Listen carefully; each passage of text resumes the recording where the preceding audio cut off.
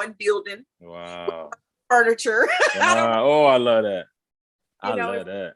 On one side, I'm going to have a little mini gym. Other estheticians in there to help with your skin, do consultations to help you not just with the outside of your skin, but from the inside out. Yeah. So that you'll know that it's not just what you're putting on the outside of your skin. Because I created my skincare products because I have sensitive skin. I can't use over-the-counter stuff. Because a lot of it has sulfur in it. Me too. Yep. And sulfur will break me out. Yeah. Convulsions on the floor. Mm-hmm. So I started creating natural products. It did really good. Wow. But I want to add other things to that before I go back to that. So the clothing brand I've had since 2012, 2013, I think 2013. It's been like 3 different names, but it's been the clothing brand. Okay, no, that's cool. What's the name now, if your mommy asks? Now is Generation of Determination. So it's called God. Okay.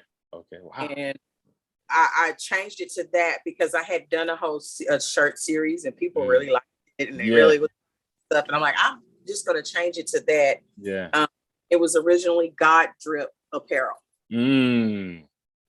So I didn't want to keep that anymore. I changed, especially because I noticed that somebody else had one that was similar to that. I think it was like God Drip Clothing. I've heard of that. Yeah. Mm-hmm. So it was too close together. So I wanted to make mine God Clothing Brand Incorporated. So that's what we did. And it's, it's one of the umbrella companies under my big company. Yeah. So I just wanted to keep that. So it just kind of keep me afloat for right now until I'm done with taking care of getting my certificates and licenses for stuff that I want to do. Yeah. So, and plus it gives me more time to focus on my, my health. Yeah. Working out and taking care of myself better. Because I needed to be able to focus on that as well. Exactly. It's easy to do a shirt mock-up and then post it and be okay with it. But if I'm having a bad week and I don't want to post something, that doesn't work if I'm doing skincare stuff.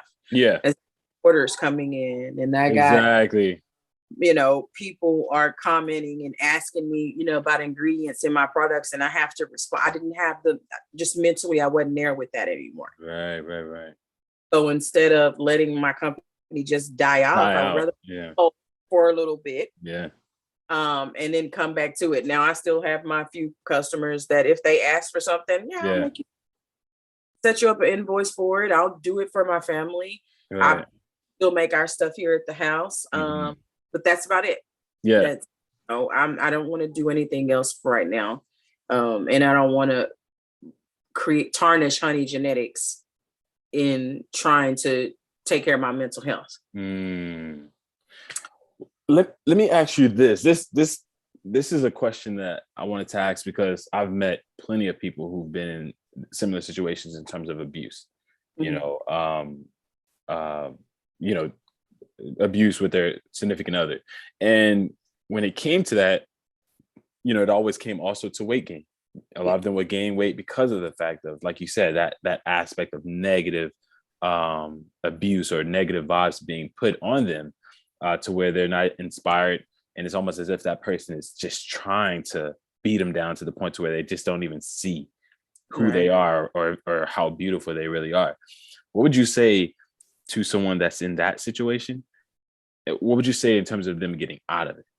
There's so many people that feel trapped, like they have to stay in it. How did you get out? And then what would you suggest to other people?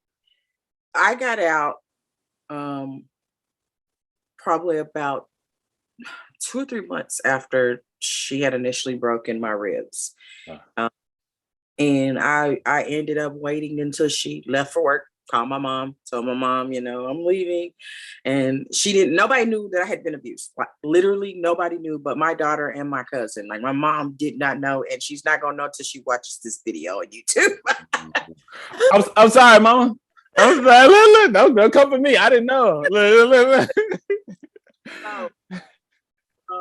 My grandmother got sick and had a heart attack, and she needed somebody to take care of her. Yeah. I needed to be out of that situation.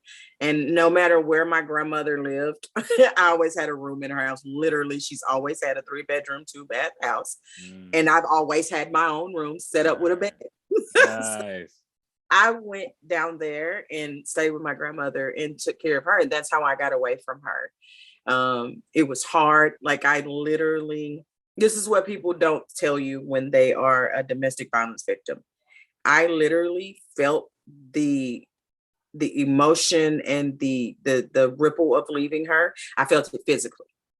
I would literally lay in the room, in my room. My grandmother would be asleep.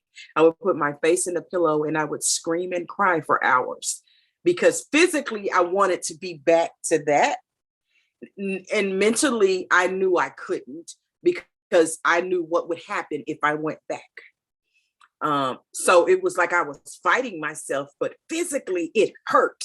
It made my body hurt. It made my heart hurt. It made my whole just being just painful. And I would scream for hours in tears and in pain and wouldn't sleep. And my grandmother would be like, "What are you doing at night? You look tired. You're not going to sleep." And I wasn't. I was literally staying up crying because I was fighting myself of, I want to go back. No, I need to stay here. Yeah. And then learning that, you don't deserve that. Yeah. And eventually she moved on. And that, was like, okay, she done moved on. You need to get it together. Yeah. Yeah. And I ended up I didn't get myself together. I still stayed in my depression. I actually went into survival mode. So I coasted on autopilot for about 2 years. Wow. Yeah. Yeah. I distracted myself with the fact that my kid was having a baby. I distracted myself with the fact my grandmother was sick and needed me to take care of her. I distracted myself with the fact that my brother, even though he's a single guy at the time, like he needed a female to, help take care of sister mode, And then I was writing my books. I literally kept myself so busy that I didn't attention to the fact that 2 years had passed after that. And then I met my partner and I was so scared to even, when I say scared, I wouldn't even look at her the first moment we met. Like, I turned my head and looked out our window and she was so calm and comfortable around me. Yeah. Like, what's wrong with you? Right. Like, why are you? And I'm like, I felt like that she wasn't gonna like me because I was big, because that's when I got into my relationship with the other girl, the first thing that she said was, that she thought I was smaller. I never gave her that, the idea that I was smaller. We had video chatted and seen each other in person, and she was like, "Well, I thought you'd be smaller than that." So she took every opportunity right then to say that, she didn't like big girls, and then she just took every opportunity to just abuse me whenever she got it. She even brought her grandmother into it. So her grandmother had came to visit, and I was big, so I couldn't walk like that. Yeah. And they humiliated me in the store. You can't walk 5 paces and you gotta stop and you sweating, and like, it was loud. People were staring, and I was so embarrassed. I was hurt. Yeah. So what I would say to other people that are in that situation, it's okay. It's okay. It's okay for you to leave. You need to leave because you deserve better than that. You are better than that. You know better than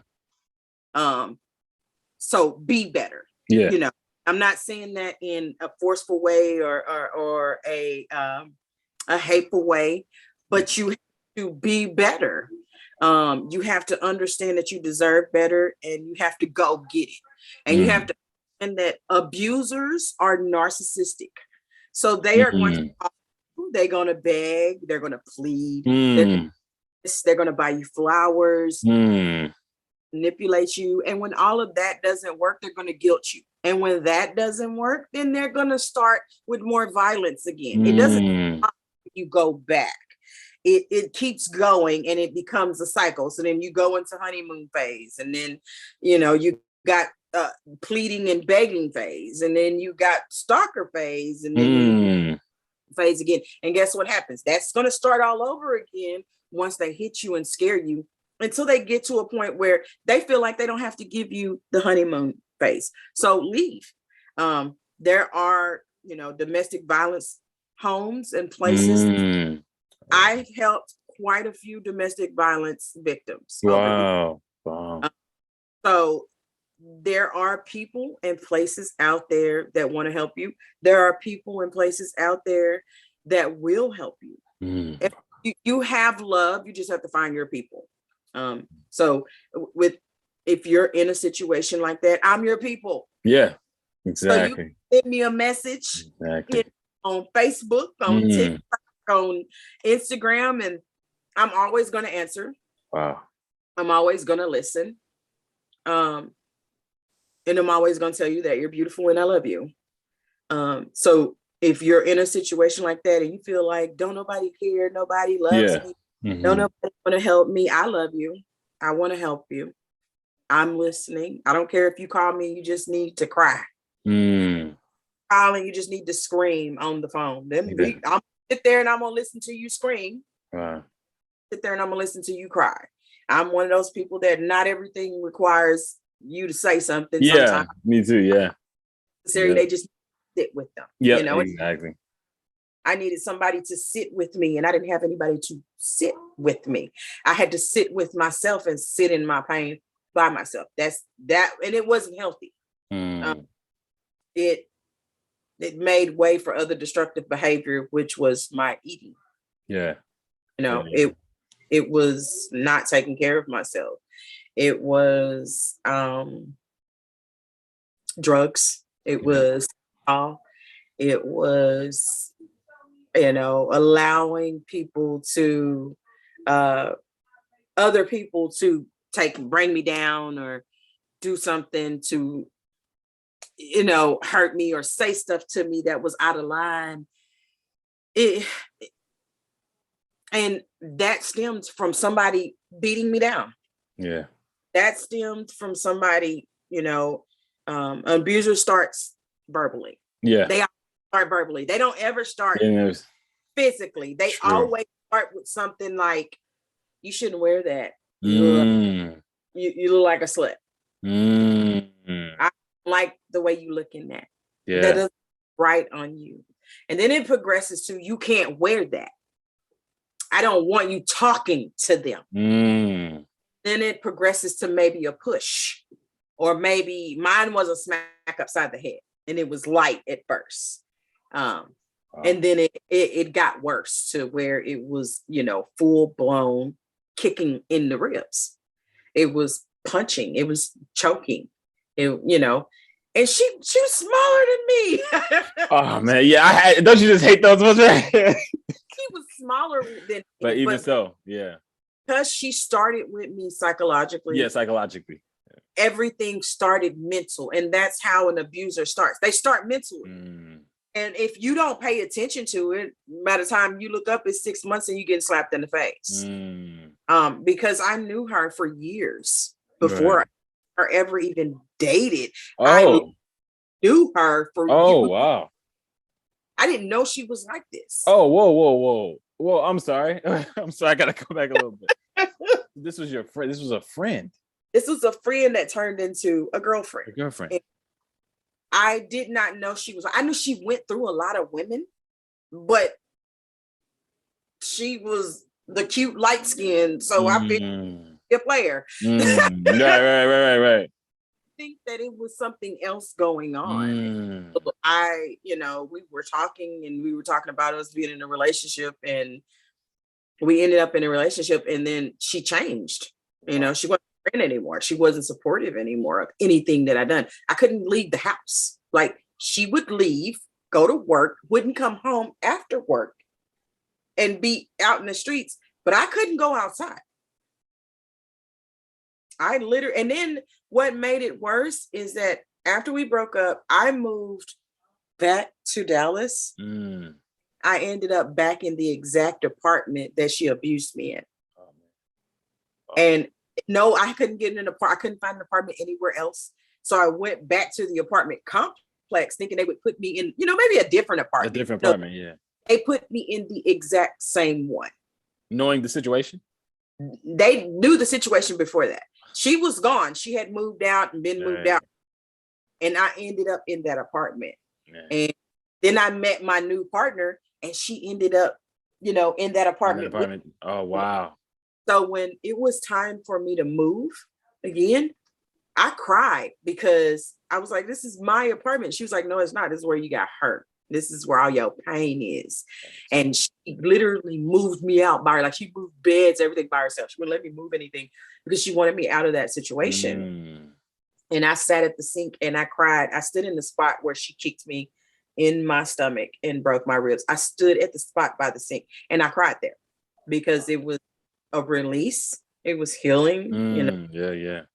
But it was painful for me too. But it was better for me in the end to just leave that place and you stay gone away from it. And I'm in a better place now, but then I was not. So, and then other things happened after that. My best friend died and then I moved. Right. All that, It's been a healing experience. Part of me losing the weight is that I had to heal a lot of parts of you. On your journey to becoming fit. And I noticed that every time you seem to have gotten better, you seem to have gotten around or in the space of people that were encouraging that. And then as you went through something, so then it seemed like now you're in a place where you have pillars of support to where if something happened, you have people who are there for you, who can help hold you up. And that's amazing. I love hearing that. Whenever I hear about domestic abuse or something of that nature, it's always a support group that's stressed with that, and it's in the same thing with fitness. I think that's why it's so important. Like when you hop into my live and you support me, or I'm jumping, or I make a post and you do edit, and you're like, oh man, this is what I need. That camaraderie, that support is what keeps me going, which is why I post every day. I post so much because it's literally like, you may think that, you're supporting me or giving me good comments when in fact, you're actually helping me out. I'm actually staying accountable and consistent because of your love and support that you're showing by just saying that it's helping you. So, but you know what? I started my TikTok so that I would hold myself accountable, because even though I have my support system, they're a little easy on me at times. I know. Especially my partner, because I'm spoiled with her. If I feel like, if I come in here and I go, I just don't feel like working out today, she'll go, well, then don't work out. So I feel like if I don't post a video on TikTok, then I'm disappointing people that actually are rooting me on. And I had to learn how to give love, the love that I wanted. Because I would post a video when I first started and I'd be like, nobody's watching my video, like 24, anybody like it. But I also realized I wasn't giving out what I was wanting back. And that's not just something you take in a relationship. That's something you take in everything. So the love that I want for people, I gotta give it. So once I started giving it back, I know people started giving it back to me. And I'm giving my love with no, I didn't have any expectations on the love that I was giving. So I didn't expect anybody to give that love back, and it started flowing in. So when I wake in the morning and I look at, after I do everything and I look at my TikTok and I see follows and comment likes, and I'm like, oh my God, feel oh my God person. I know exactly what you're talking about. and people are like, you are such an inspiration. And I'm like, I sometimes I'll comment and go, I'm trying, and they'll go, well, you're doing it. That's me. I'm like, no, you ain't just trying, you doing. That's what I like. So I've learned to even just, hype myself up and go, okay, you're doing a really good job. So keep going. Now I also had to learn not to criticize myself. I am my worst critic, and I will beat myself up. If I gain 1 pound, I'm like, oh no, I gotta drop my calories down. increase my water, and maybe I didn't get enough protein, and and I've had to learn to go, okay, so you ate a piece of candy today. Right. Okay, so if you want some potatoes, go make you some potatoes. That's fine. The idea of losing the weight is to be happy with yourself. Yeah. And if I'm happy with myself in the moment with a Twix in my mouth, then I'm happy with a Twix in my mouth. If I'm happy in that moment just watching TV, then I'm happy in that moment. Yeah. But I got to stay consistent. Yeah.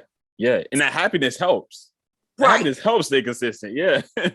Once I started getting, I got bored with just doing cardio. This past probably a month. I was just like, oh, I don't want to work out. Yeah. Yeah. So I started using my weights more. I'd be so happy to jump up every day. I hate calves and quad days. Those are my worst days. How your calves? Your calves better, right? They better. 10 times better. Okay, cool. So I can put weight on them. I can okay. Okay. But I love arm days. I love hamstring and glute days. Oh, wow. And then I add my HIIT in there instead of doing, Grow with Joe or walking. I do some HIIT cardio. Exactly. And I look at the video that I did almost a year ago of me working out. Not the same. Yeah. Yeah. You probably happy. You probably, yeah. I'm like, I enjoy it. My body does not hurt anymore. And I used to, because I have a schedule. I wish I would have bought it in here with me, but I have a little binder and it has all of my little, I call them circuits. Wow. Cardio circuit. I had, a cardio and weightlifting circuit. I had, now I'm just on the weightlifting circuit and HIIT circuit. So I keep them. So, and I said, well, I'm going to cycle through them for the next 100 days. I don't want to. I want to stick to just the weights. I got you. I've lost 101 pounds doing cardio and changing the way I eat. Yeah. But now I want to tone my body. Yeah. I don't want to just lose weight. I still want to stay in my calorie deficit for now. And I still want to do HIIT so that I still get some type of cardio at least 2 to 3 times a week. But I love doing weights and I want heavy weights, but everybody's saying you're going too fast. You just started with those weights, work with those for a little bit longer and then baby steps. Yeah. So, and that's another thing. I have to teach myself baby steps because if I go too hard, too fast, then I'm in bed for 3 days. Or my calves, I wasn't able to walk. Like I couldn't stand. I had to stand up, hold on to something, spread my legs apart, and inch my way down. Oh man! And move. I looked like I had been riding a horse, and I'm from Texas. I ride horses. I was walking like a bow-legged pigeon. It was so horrible. Why you didn't record this? You didn't record it. I did not. It was so bad, and I'm like, how did I do this to myself? Oh my! My were so tight, and I looked online, and somebody was like, you rub your calves and massage them. So I did that. I took some ibuprofen. I took a hot shower. And once I started doing that, especially the massages. The massages really helped take the stiffness out and the pain that I felt. And I was okay in 2 days after I started. It's still like tension when I first stand up on my left leg. But it's okay. I can stand up on it without any problems. It was just horrible that first. First day, I didn't feel it. The second day, I felt it the third day. So I kept working out, and then oh man, that delayed onset. I know. Do you stretch? Do you stretch before and after? Before and after, and I do a 9-minute warm up. Okay. I learned the benefits of doing that. Yeah, exactly. Yeah. I was like, make sure you did. Yeah. I'm like, when I first started working out, I did not know to stretch. Same. And I was sore for a lot of time. Now realizing you're not stretching before and after, even though you're doing cardio, you're still not stretching. Exactly. So now I do it before and after, and even on days like my rest days, I stretch. I do at least a 20-minute stretch, and I Yeah. split it because I noticed that I get bored halfway through the stretch, Yep. and I just want to quit. And I'm like, okay, that's enough. So I split it. So I Oh, might I do. love that. I'll do if I'm not doing any workout that day. I'll do a 10-minute stretch when I first wake up. I'll do one before I go to sleep, Mm. and that way I still You get that. still get that. I know. I love that. I can tell you speaking my language. It's like it's funny how everyone that works out, when you work out and you've been on this fitness journey for a while, you start to realize y'all speaking the same language. You're doing the Right. same stuff, splitting things up. I used to do, if I didn't want to work out, I used to just do 5 minutes, and eventually that I'll put the 5-minute timer on, but eventually it'll get so good I just keep going. You know what I'm saying? But I was like, at least if I get 5 minutes, I did something. You know what I'm saying? Like, so it's just those tricks and tips that can help get you even further along your journey. Now I've also stopped letting myself talk myself out of it, because I used to do this. I would get up, I would do everything I need to do in the morning, and then I'd sit. Ooh. And then I'd start working on something else, and I'd go, well, I'm gonna do it in at about 12 o'clock. And then I clock come, and I'll be like, oh well, I'll do it at about 1 o'clock. And then 1 o'clock come. And eventually I started going, when I first started getting those thoughts in my head, and it'll go, well, we can do it later. I get up right then now. Because I hear that, it's get up now and do it, because you're going to keep talking yourself out of it until it's too late and you don't want to do it then. And then I'm like, it's okay. I'll do extra tomorrow. And then I done killed myself the next day. Now I'm so sore. I don't want to work out the next day. Wow. So instead of allowing myself to do that, I keep up with my days. And as soon as I hear in my head go, well, we can work out in another hour. I just even think. I just get up, put my shoes on, and I turn on the TV and I start working out. Because if I give myself time to sit there, I will procrastinate all day long. Yeah. I don't want to do that. Oh, I love that. Man, it's crazy, because again, everybody I talk to who's on this fitness journey, it's almost like y'all are just reading my life. It's like y'all know everything I do or I have been doing, or I struggle with. A lot of things you've said, you've convicted me on. It's like, right, man, I need to do this. I don't do this, or I do that sometimes, and I need to stop. So it's amazing. I amaze myself of how much I learn when doing these type of interviews. I learned so much from everybody that I interviewed. With your content, with new followers of people that may be watching this who want to check you out, things of that nature, what can they expect in the future, or I guess in the near future, in terms of content on your page? Well, I just started a new little series. I'm kind of sporadically doing it, but I'm going to start doing it on a more regular basis. And it's actually 2 of them, and it's going to be a daily reminder. And Dear Me. The Dear Me one is my main one that I'm really just going to stick to, because it's part of my healing journey, and it is to help me heal. In order to do that, I felt like I needed to write letters to myself. Yeah. And I'm be able to share that with everybody else. Like my first one was it was a letter to my 5-year-old self. Wow. Was 5, I was molested. So I wanted to tell her that it was okay. We're good. We're okay. Wow. So I made sure that one was the first one that I posted.